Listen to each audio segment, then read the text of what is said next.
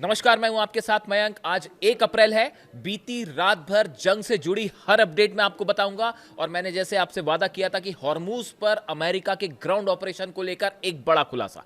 लेकिन पहले एक शॉर्ट में नजर ये डाल देते हैं कि कल रात को या फिर पिछले 24 घंटे में आप ले लीजिए, पिछले 12-13 घंटों में कहां कहां बड़े अटैक हुए हैं। देखिए, शारजा में अमेरिकी टेलीकम्युनिकेशन बिल्डिंग पर सीधी स्ट्राइक हुई है। इस पर ड्रोन अटैक हुआ है। बल्कि ये जब ड्रोन हमला हुआ तो मेरे एक वीडियो में एक कमेंट आया कि अभी अभी जो है वो हमला हुआ। और बाई चांस मैं उस समय ऑनलाइन था तो मैंने वो कमेंट देखा और उसमें एक दर्शक ने मुझे ये बताया, जो शायद शारजा में होंगे, उनकी तरफ से एक कमेंट आया कि साहब अभी अभी एक जो है वो ड्रोन स्ट्राइक हुई है। और वो खबर बिल्कुल सही हुई, अमेरिकी टेलीकम्युनिकेशन सेंटर पर ड्रोन अटैक हुआ है। अगर आप यूएई में हैं, आप सऊदी में हैं, आप कतर में हैं, आप जॉर्डन में हैं, और अगर आप मेरे वीडियो देख रहे हैं तो आप कमेंट करके बताइए वहां कैसे हालात हैं। आप जो भी अपडेट लेंगे मैं उसे अपने दर्शकों तक पहुंचाऊंगा। इसके अलावा आप देखिए, दुबई में टेलीकॉम फैक्ट्री पर हमला हुआ है।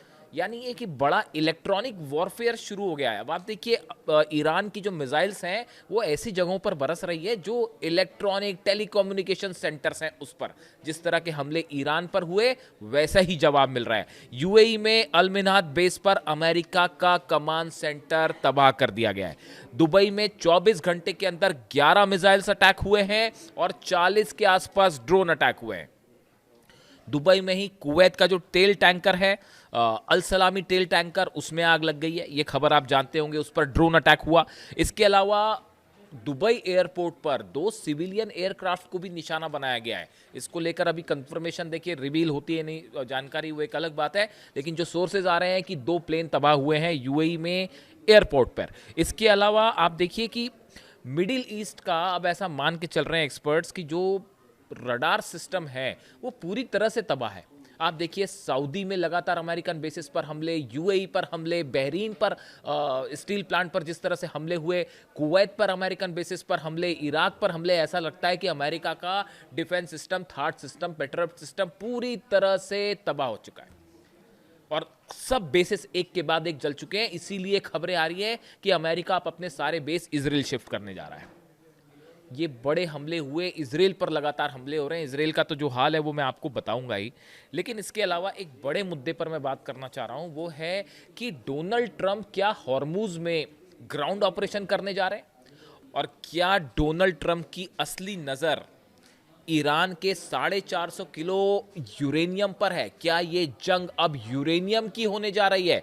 देखिए, पहली बात तो आप ये समझिए कि 2 तरह के बयान आ रहे हैं। आप एक बयान देखें, जैसे मार्को रूबियो हो गए विदेश मंत्री, या जेडी वेंस उपराष्ट्रपति, इनके जो बयान आ रहे हैं ये इस तरफ इशारा कर रहे हैं कि अब ये जंग खत्म होने वाली है, खत्म होने वाली है। डोनाल्ड ट्रंप की तरफ से कभी ये बयान आता है कि जंग खत्म होने वाली है, कभी ये बयान आता है कि ये जंग कितनी चलेगी हम नहीं बता सकते, क्या हमें हमले जारी रखने होंगे। यानी आप देखिए, ये बयानों में बड़ा विरोधाभास है। इससे एक बात तो साफ है कि 2 तरह की स्थितियां जो है वो पैदा हो रही हैं। आप पहली बात देखिए, हथियारों के जमावड़े की बात करें जो हॉर्मूज के आसपास है। यूएसएस ट्रिपोली इंडियन ओशन को क्रॉस कर चुका है, अरब सागर की तरफ बढ़ रहा है। यानी वो उस सिचुएशन में जल्दी पहुंच जाएगा जहां से हॉर्मूज पर एक्शन हो सकता है। यूएसएस ट्रिपोली जो जहाज है उसमें 3500 सोल्जर्स हैं। इसके अलावा आप यूएसएस बॉक्सर जो है वो बेहद करीब पहुंच रहा है, अरब सागर की करीब पहुंच चुका है। 82 एयरबॉर्न यूनिट में 3000 जवान है अमेरिका के। आर्मी कॉम्बैट के 4000 सोल्जर्स जो है वो मिडिल ईस्ट की तरफ बढ़ रहे हैं। सपोर्ट यूनिट जो है अमेरिका की, उसके 20,000 सोल्जर्स जो है वो ईरान के करीब पहुंचने शुरू हो गए। एयरफोर्स से, अमेरिकन एयरफोर्स से जुड़े 15,000 सोल्जर्स जो हैं उनको मिडिल ईस्ट भेज दिया गया है। इसके अलावा स्पेशल फोर्स के 2000 सोल्जर्स और नेवी के करीब 10,000 सैनिक अमेरिका के ईरान के आसपास हैं। यानी देखिए, ये मैंने आपको नंबर्स ये सब इसलिए बताए, ये बड़ी स्पेसिफिक जानकारी है। एक तो कि कितने सोल्जर्स कौन सी यूनिट से आ रहे हैं, मैंने आपको पहले ही बताया। चाहे रशिया की इंटेलिजेंस हो, चाहे चाइना की इंटेलिजेंस हो, ये सब मदद कर रहे हैं ईरान की। और अमेरिका के हर डेवलपमेंट की जानकारी दी जा रही है ईरान को। इन हालात में ये सारे सोल्जर्स का करीब जाना, हॉर्मूज के करीब जाना, मिडिल ईस्ट की तरफ बढ़ना, ये इशारा कर रहा है कि एक बड़ा ग्राउंड ऑपरेशन कभी भी हो सकता है, चाहे वो हॉर्मूज में हो, चाहे खर्ग आइलैंड में। अब देखिए, अगर हम टोटल सैनिकों को काउंट कर लें तो करीब 50,000 सैनिक बन रहे हैं जो कि ईरान के आसपास है। आप देखिए वॉरशिप्स पहुंच रहे हैं। इसके अलावा एक बड़ा डेवलपमेंट है, A-10 थंडरबोल्ट विमान हैं, ये अमेरिका से रवाना कर दिए गए हैं ब्रिटेन, और वो अरब की तरफ आएंगे, ईरान की तरफ आएंगे। ये थंडरबोल्ट वो प्लेन्स हैं जिनका इस्तेमाल ग्राउंड ऑपरेशन के समय के लिए किया जाता है। यानी आप देखिए जो मिलिट्री का जमावड़ा है ईरान के आसपास वो अच्छा खासा है।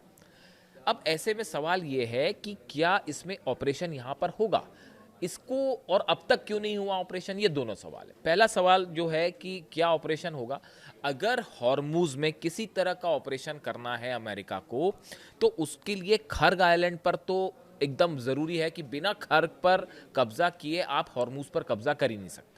तो खर्ग आइलैंड के आसपास हमले हो सकते हैं, उस पर जो है पैराट्रूपर्स के जरिए जो है अमेरिकन सोल्जर्स जो है उनको ड्रॉप किया जा सकता है। लेकिन खर्ग पर हमला करने के लिए या उस पर कब्जा करने के लिए आपको केशम आइलैंड पर कब्जा करना होगा, आपको लद्दाख पर हमला करना होगा, आपको अबू मूसा पर हमला करना होगा, और ग्रेटर तुनब, ये वो सब आइलैंड हैं हॉर्मुज में जिन पर कब्जा किए बिना आप स्ट्रेट ऑफ हॉर्मुज को खोलने की सोच भी नहीं सकते। और देखिए सबसे बड़ी बात, गौर करने वाली बात, ये जो केशम आइलैंड है यहां पर लगी हुई है ईरान की अबू मेहदी मिसाइल्स। एक्सपर्ट से मैंने कई लोगों से बात की कि भाई डोनाल्ड ट्रंप इतना वक्त क्यों ले रहे हैं, अगर हॉर्मुज में ऑपरेशन करना है तो फटाफट कर दीजिए, भाई दुनिया की सबसे बड़ी ताकत है, इतने सारे प्लेन्स हैं, सब कुछ है। ये बात अलग है कि उसमें जो है 20-25 प्लेन जो है तबाह हो चुके हैं, सब बेस जल चुके हैं। तो कई लोग मुझसे सवाल पूछते हैं कि अरे भाई अमेरिका तो जंग जीत रहा है, आप क्यों कह रहे हैं कि ईरान जंग जीत रहा है। 1 महीना हो गया साहब, हाँ, 1 महीने में सब देश मिलकर ईरान को झुका नहीं पाए, और झुकाना तो छोड़िए, सारे बेस तबाह हो चुके हैं, 2-2 वॉरशिप्स पीछे पलट के जा चुके हैं। ऐसे हालात में आप कौन जंग जीत रहा है, आप खुद सोचिए, मैं क्या कहूँ उसमें। अब देखिए आगे जो है, जो हम जिस बात पे हैं उस पे हम रहें, कि आप देखिए इन सब आइलैंड्स पर आपको एक साथ हमले करने पड़ेंगे। आपको खर्ग आइलैंड पर कब्जा करना पड़ेगा डोनाल्ड ट्रंप को, केशम आइलैंड पर हमला करना होगा, लद्दाख, अबू मूसा, ग्रेटर, ये वो इलाके हैं जहां पर ईरान ने अपनी अबू मेहदी मिसाइल्स लगा रखी है। अब ये अबू मेहदी मिसाइल्स जो है इसके बारे में भी थोड़ी सी जानकारी होना ज़रूरी है।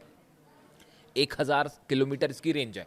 आप सर्च करेंगे तो आपको 1000 किलोमीटर जानकारी मिलेगी, लेकिन आप अगर मुझसे पूछेंगे तो मेरा सोच जो है, जो मेरा एनालिसिस कहता है, इसकी रेंज बढ़ाकर अब 1500 किलोमीटर कर दी गई है, और ईरान की मदद से इसका एडवांस्ड वर्जन लॉन्च है, जिसका ईरान ने अभी कोई डिक्लेरेशन नहीं किया।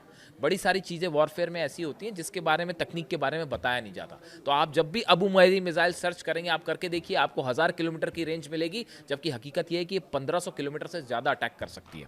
तो देखिए ये क्रूज मिसाइल है। क्रूज, इसकी सबसे बड़ी जो खास बात है वो ये है कि ये सी स्कीमिंग टेक्नोलॉजी है, यानी कहने का मतलब ये है कि ये समंदर के पानी के बिल्कुल थोड़ी सी ऊंचाई पर बड़े ही निचले तरीके से बहुत तेजी से बढ़ के अटैक करती है। क्रूज मिसाइल है, ये आसमान में बहुत ऊपर नहीं जाती, ये समंदर की सतह से जो पानी है बस लगे लगे उससे चलेगी, और बहुत ही तेज स्पीड से, और बड़ी ही एक्यूरेट मिसाइल है। यानी ये अमेरिका के जितने जहाज आएंगे यहाँ पे, सबके सब खतरे पे, सबके सब खतरे में, इसको ट्रेस करके हमला करना, रोकना बेहद मुश्किल। 1000 किलोमीटर की जद में भी अभी अमेरिका का कोई जहाज नहीं है। और जो एक्सपर्ट्स बता रहे हैं वो ये कि जिस दिन 1000 किलोमीटर से रेंज कम होगी, उस दिन अमेरिका की तरफ से आप देखिएगा सैकड़ों की संख्या में मिसाइल फायर हो सकती है। और सबसे बड़ी बात कि ये जो मिसाइल है, इसकी जो सबसे अहम बात है वो ये कि ये मिसाइल जहाज से भी फायर हो सकती है, पनडुब्बी से भी फायर हो सकती है, जमीन से भी फायर हो सकती है। तीनों वर्जन है ईरान के पास। और ये जितने आइलैंड्स के मैंने नाम लिए, मैंने बार बार इसके नाम क्यों लेता हूं मैं, ताकि ये केशम आइलैंड, खार्ग हो गया, अबू मूसा हो गया, तुनब, ये जितने आइलैंड्स हैं ना, इन सब आइलैंड्स पे मिसाइल्स तैनात हैं, और सैकड़ों की संख्या में मिसाइल तैनात है। इसी वजह से जो बम्बार्डमेंट हो रहा है, जो आप रोज देख रहे हैं कि हर रात अमेरिका की तरफ से बंकर बस्टर बम्स गिराए जा रहे हैं, 1000 किलो के पेलोड के बम गिराए जा रहे हैं। मतलब ये हाल है कि हर दिन जो है करीब 1000 ठिकानों पर हमले हो रहे हैं तेहरान में, ईरान के अलग अलग ठिकानों पे। और अब ये हमले हॉर्मुज के आसपास हो रहे हैं। कोशिश ये है कि IRGC की जो क्षमता है उसको ख़त्म किया जाए, मिसाइल सिटीज़ को ख़त्म किया जाए। लेकिन मिसाइल सिटी को आप ख़त्म तो तब करोगे जब आपको पता चलेगा कहाँ कहाँ मिसाइल सिटीज़ हैं। वो तो ऐसी जगह बनी है जिसके बारे में कोई लोकेशन किसी को नहीं पता, शायद वो सिर्फ ईरान की सेना जानती है और उसमें भी कुछ ही कमांडर्स जानते हैं। तो ऐसे सिचुएशन में जो मिसाइल है ये अबू मेहदी मिसाइल, इसकी खास बात ये एंटी एक्सेस एरिया डिनायल इसकी एक टेक्निक कहलाती है। एंटी एक्सेस या एरिया डिनायल एक टेक्निक है जो ईरान इस्तेमाल करता है, जिसका उद्देश्य दुश्मन की नौसेना को दूर रखना है। आप देखिए यही वजह है कि 1000 किलोमीटर के डिस्टेंस पे रहते हैं जो भी शिप आते, चाहे अब्राहम लिंकन आया, चाहे वो जेरल्ड आर फोर्ड आया, वो कोई ईरान के जो करीब गए वो सबके सब पीछे आ गए कि कब ये मिसाइल्स गिरने लगे और मुश्किल हो जाए। यही वजह है कि अब तक डोनाल्ड ट्रंप ने यहाँ पर अपने ना तो प्रॉपर जहाज अंदर भेजे हैं और ना ही सैनिक उतरे हैं। और ईरान की तरफ से 6 लाख सैनिक तैयार हैं, जो कि आधे से ज़्यादा उसमें ऑलरेडी उन लोकेशंस पर पहुंच चुके हैं जहां से वो स्वागत करने के लिए तैयार है अमेरिका को। वो जिस तरह से कहा जा रहा है, ईरान बार बार कह रहा है हम तैयार हैं, आप कदम तो रखिए, हम आपका कदम ही काट देंगे। इस तरह का कल बयान आया आईआरजीसी की तरफ से कि आप पैर रखिए, वो पैर को हम फिर उठने ही नहीं देंगे। तो ईरान की जो है वो ज़बरदस्त तैयारी, एक वीडियो भी रिलीज़ किया आईआरजीसी ने, आपने देखा होगा कि लाखों सैनिक जो हैं वो उसमें हॉर्मुज़ की तरफ बढ़ रहे हैं। और नया जो मिशन बना है उसमें तो लाखों युवा जो है वो शामिल हो रहे हैं आर्मी में, और हर कोई आईआरजीसी को ज्वाइन करने के लिए तैयार है। तो ऐसे सिचुएशन में अब डोनाल्ड ट्रंप ऑपरेशन करें हॉर्मुज़ में तो कैसे करें? अगर वो हॉर्मुज़ पर किसी तरह का कब्जा करना चाहते हैं या अपने सोल्जर्स वहाँ पे उतारते हैं, तो ऐसे सिचुएशन में आपको सबसे पहले तो प्रतिरोध होगा कि वो जो जहाज़ आपके आएंगे उसको अबू मेहदी मिसाइल से पहला चैलेंज मिलेगा। दूसरा बड़ा चैलेंज ये मिलेगा कि वहाँ पे बड़ी सारी जो बोट्स हैं वो अटैक करेंगी। तीसरी बड़ी चुनौती है 6 लाख सैनिक वहाँ पर हैं, वो आप पर हमला करेंगे। इसीलिए कहा जा रहा है कि अगर यहाँ पे ग्राउंड ऑपरेशन होता है तो ये अमेरिका के इतिहास की सबसे बड़ी चूक साबित होगी। देखिए सत्ता परिवर्तन तो हो नहीं पाया, आप देखें सत्ता परिवर्तन की जो कोशिश थी वो पूरी तरह से फेल हो गई। सत्ता परिवर्तन की जो कोशिश थी वो पूरी तरह से फेल हो गई। बल्कि अब तो ये कहा जा रहा है कि सत्ता परिवर्तन, हाँ सत्ता परिवर्तन हो रहा है, लेकिन वो अमेरिका में हो रहा है। वो डोनाल्ड ट्रंप अब सत्ता से बाहर होंगे, ईरान में सत्ता परिवर्तन नहीं होने जा रहा। और आपने देखा होगा, मैंने तो एक एक्स पर वो देखा, पता नहीं आप टेस्ट चेक करिएगा सही है या नहीं, कि डोनाल्ड ट्रंप की जो नीस है, भतीजी है, उन्होंने खुद ट्वीट करके इस तरह की बात कही एक्स पे कि सत्ता जो है परिवर्तन होने जा रहा है, लेकिन डोनाल्ड ट्रंप का सत्ता परिवर्तन होने जा रहा है, ईरान में कुछ नहीं होने जा रहा। वो मिशन फेल हो गया। जो एयर स्ट्राइक से ईरान को झुकाने की कोशिश थी वो फेल हो गई। हॉर्मुज बंद हो गया, उसको खुलवा नहीं पा रहे हैं। वहां पे माइंस बिछी हुई हैं हॉर्मुज में, आप देखिए माइंस बिछी हैं। माइंस को हटाने के लिए मैंने एक्सपर्ट से बात की कि भाई माइंस बिछा दिए हैं, वो कोई शक नहीं है, माइंस बिछ चुकी हैं, अब माइंस बिछ चुकी हैं। अब वो उसको आपको हटाना है, वो माइंस को हटाने में कम से कम 2 हफ्ते से 3 हफ्ते लगेंगे। मतलब अगला जहाज करीब जाएगा, उसके लिए पहले 2 हफ्ते ऑपरेशन करके वो माइंस हटानी पड़ेगी। आप समझ रहे हैं कितना मुश्किल ऑपरेशन है ये इतना आसान नहीं है कि हॉर्मुज, आपने खबरें देखी कहीं कि बस अब हॉर्मुज पर हमला होगा और ईरान पर कब्जा, भूल जाइए, ख्याल है सब, ख्याली पुलाव हुआ है और कुछ नहीं है। वो हॉर्मुज में माइंस बिछी हुए, 2 हफ्ते लगते हैं वहां पे माइंस को हटा, मतलब जहाज तो एंटर कर ही नहीं सकता।